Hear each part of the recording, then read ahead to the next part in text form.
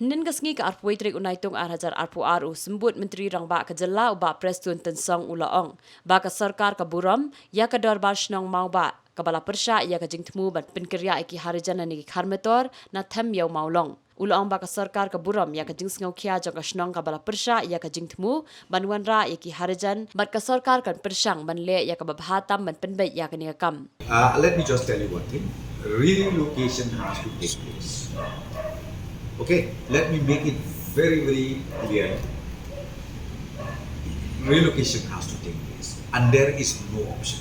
The headman, along with his committees, along with the local MLA, who has expressed their discontentment, their displeasure to shift these people from the existing location to that place. So I told them, please be patient because I still cannot say anything right now since the blueprint is not in my hand right now.